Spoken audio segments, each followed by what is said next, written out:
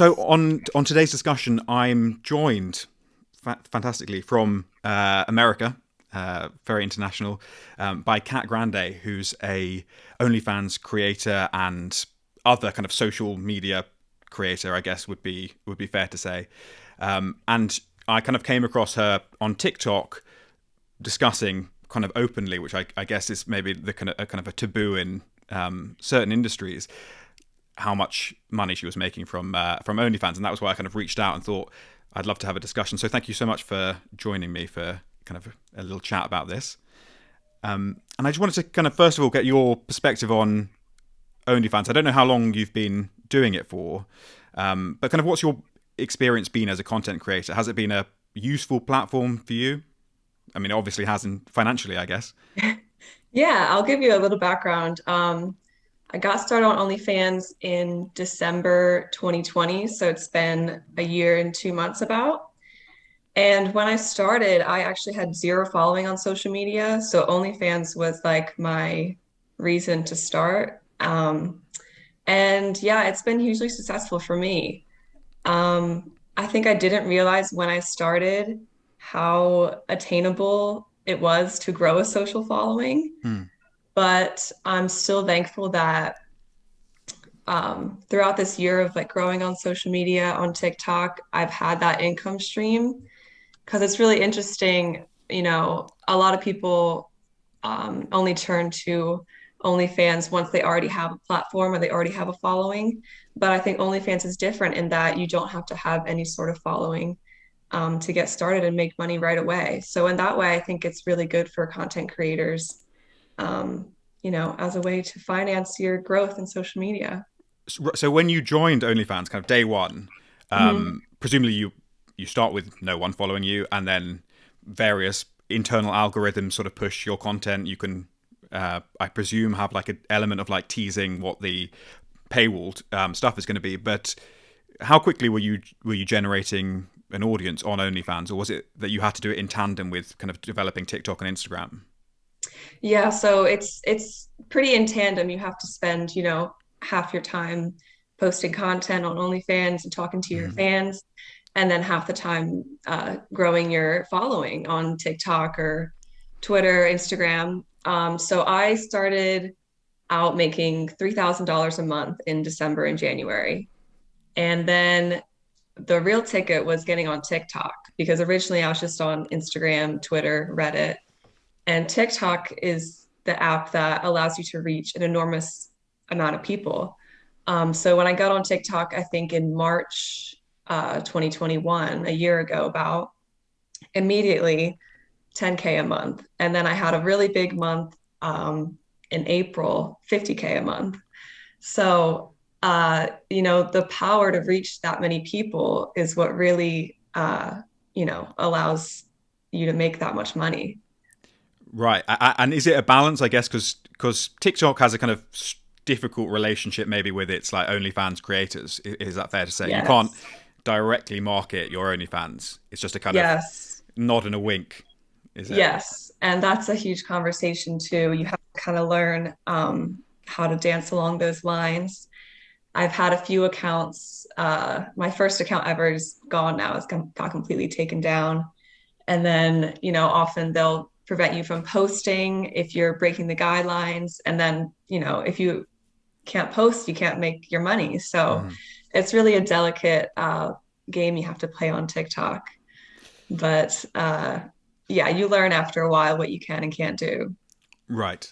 Um, and in terms of like your division of labor, because like, I don't do down the I don't know how difficult the content creation is. Whether that's just something you can do fairly simply. Um, Hmm. do you spend more time working on the marketing of it, or more time actually like developing the content for your OnlyFans and kind of are you doing this all yourself every step of the process, or do you work with people on social media? Do you work with I don't know photographers or whatever? How it works Hmm. on OnlyFans? I currently do everything myself. I know that's not how most people do it, actually. A lot of people, a lot of creators have someone, taking their pictures and answering their messages. Answering messages is a huge amount of time. Right, right, right. But I'd say personally, I spend like 70% of my time on the marketing aspect, so on TikTok and Instagram, and then 30% of my time actually creating the OnlyFans content and also replying to OnlyFans messages, which takes a lot of time. Right. And do you see yourself like outsourcing any element of the process in the future? It's a constant conversation I have with myself because I like personally, my fans know that I answer all my messages myself and I do everything myself, and they like that I'm super authentic like that. And you found me through that TikTok, and that's how try to like how candid I have to be about everything. And my fans like that. So I'm really hesitant to outsource things because I'm afraid of losing that authenticity. But I do know that the income would definitely increase if I outsourced a few things. So we'll see.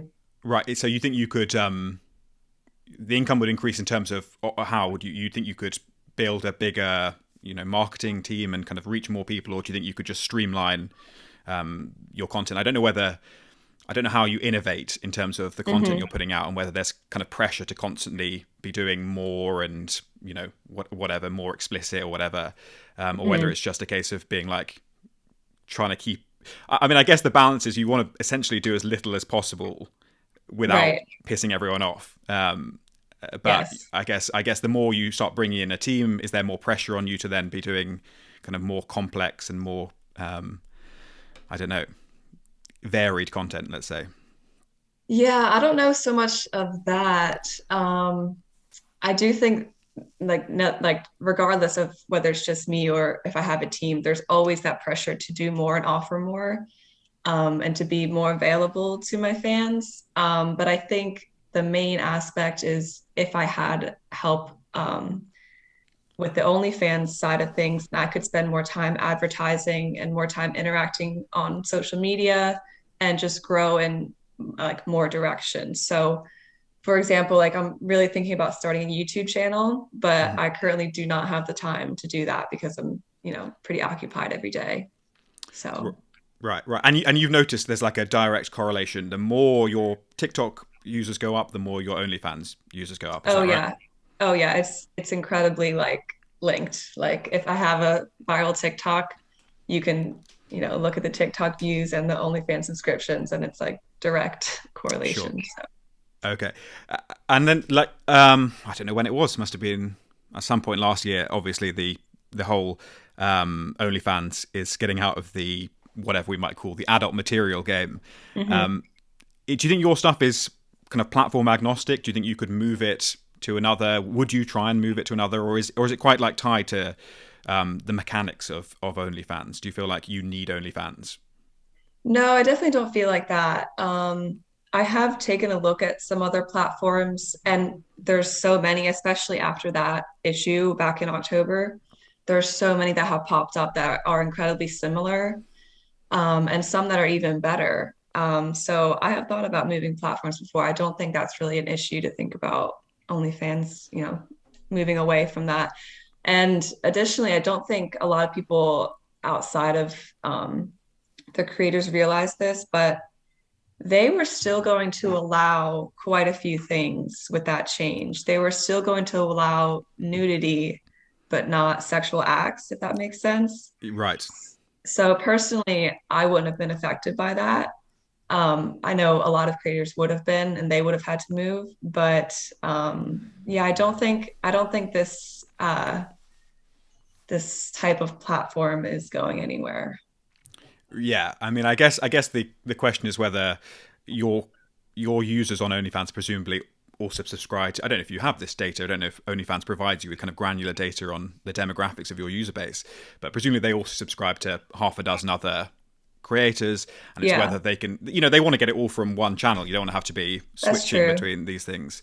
But you feel like you could migrate relatively easily. Can I ask? I mean, this may be a not something you can answer, but do you have a relationship with OnlyFans?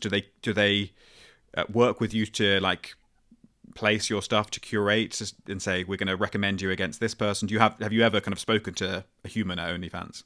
No, I've never spoken to anyone at OnlyFans. And that's I'm glad you pointed out because that is a difference between OnlyFans and other platforms that have sprung up. OnlyFans has no like explore page, or they don't really promote their users in any way.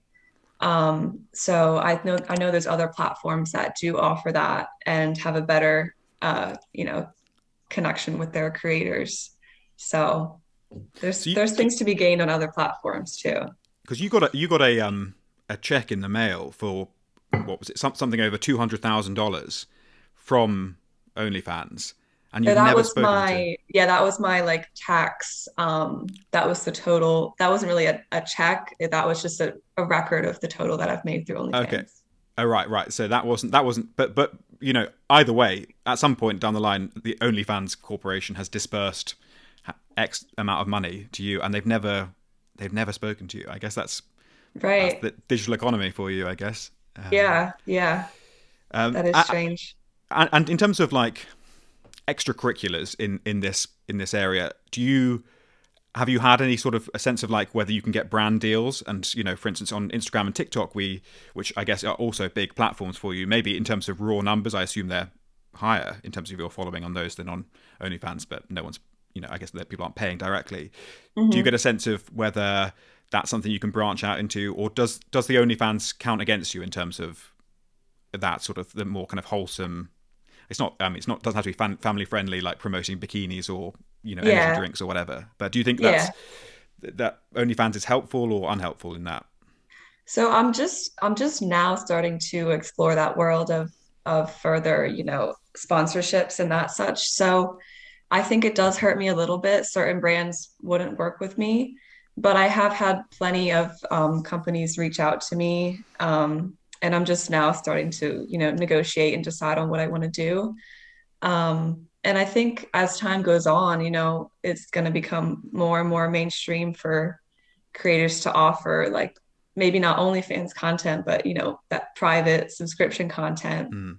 So I think it will become more mainstream, and sponsors will, not that won't be a complete end all be all for sponsors, but I would say it definitely hurts me a little bit in that aspect. Mm. And in terms of kind of like long term, and by long term I mean pretty short term, really, but like say 5 years, do you Mhm. see yourself being an OnlyFans creator for 5 years if it's still providing a good living, or are you thinking about diversifying your content? And I don't know whether there's a sense that you feel like I'm just going to be what I'm putting out is going to be very similar day in day out for 5 years, and maybe I'll get bored and want to do you already said to me kind of YouTube videos or podcasts, or whether you Yeah. see yourself as being like a entertainment broadcaster more generally, or do you think actually this is what makes me money, this is where my brand is, I'm just going to stick with it for as long as the checks keep coming in? Yeah, so I don't see myself doing the same thing in 5 years, that's for sure. You know, I think I said in the beginning that I didn't realize when I started how attainable it would be to grow a following on social media. And so in the next few months, really, I want to branch out and see if I can, expand to YouTube and just do different kinds of content on TikTok that aren't exactly like thirst traps, and kind of see where that takes me. Because I can see myself stopping OnlyFans within the next year, honestly, maybe even like 6 months, because I have gotten a little bored, and it does kind of become repetitive, providing the same thing every day, Mm. having the same conversations. And I'm definitely the kind of person who likes to challenge myself and, do go through change. So yeah, I do see myself switching it up in a few months. It's interesting how like we've seen so many celebrities, particularly people who were maybe already kind of digital online celebrities, doing the kind of opposite and being like, suddenly I can make easy money from my Instagram following. I'm thinking of people like Bella Thorne and Corinna Kopf and Yeah. people who, I guess, if you're a OnlyFans first creator, it's probably really annoying when people do that and come in and get huge figures for absolutely nothing, basically. Yeah. But in my industry, podcasting, we've seen the exact same thing where celebrities just walk in and make all the money. So I sympathise. But you're kind of Yeah. you're sort of interested in doing the reverse of that, and there's probably going to be a whole generation of people, because OnlyFans is only 5 years old. I mean, and it's only I guess it's only been really serious for a couple of 2 or 3 years. So there's going to be a whole generation of people presumably moving away from the platform. Is there anyone that kind of, I don't know if there's anyone who's made that transition successfully already and doesn't have to also run their OnlyFans on the side? Yeah, that's what's kind of scary is I don't really have anybody to emulate in that sense. But I don't really see why it can't be done. I think a lot of people, like you said, you make great money on OnlyFans. A lot of people are like, why would I move away from that? So yeah, it's a very personal choice, but I'm excited to see if it can be done. And presumably you can always go back, right? You can That's true too. Yeah. make the page dormant or whatever it is and see how it goes. And then, people will be Yeah. excited. It's like the return will be like, Queen doing a final tour or whatever. Not quite there, but yeah, in that sense, yes. Right. Well, look, is there anything I have neglected to ask that you think is a sensible question to ask about OnlyFans, and the kind of how it works for content creators and how it works for the economics of it work? No, I think you had a great group of questions. I think you did a great job. Oh, thank you. Well, look, thank you so much for speaking to me about this. And I really appreciate people who are creators in kind of like slightly varied fields like this talking about it, because almost every OnlyFans creator beyond the the photographs and the videos, whatever, is having to deal with like the nuts and bolts kind of economics of it. And it's just content creation like anything else. It's my Substack is exactly the same. People are subscribing to get paywalled content. It's just so yeah, it's really interesting to hear your experiences. Yeah, no problem. I remember when I was getting started, I was so curious to hear stuff like this. So I'm happy to have this conversation. Thank you for having me. Would you recommend it to someone who was like looking for a way of kind of liberating their finances and doing something they could control? Do you think it's a good has it been a net positive for you in your life? Personally, it's definitely been a net positive. I have a lot of disclaimers about recommending it. I think you should be of a particular age, maybe have graduated college or, be around that age Hmm. before you decide to do it. But yeah, for me, it has definitely been a net positive, and my day-to-day life is much more happy. So yeah. Amazing. That's all we ask for. Well, thank you so much for speaking to me.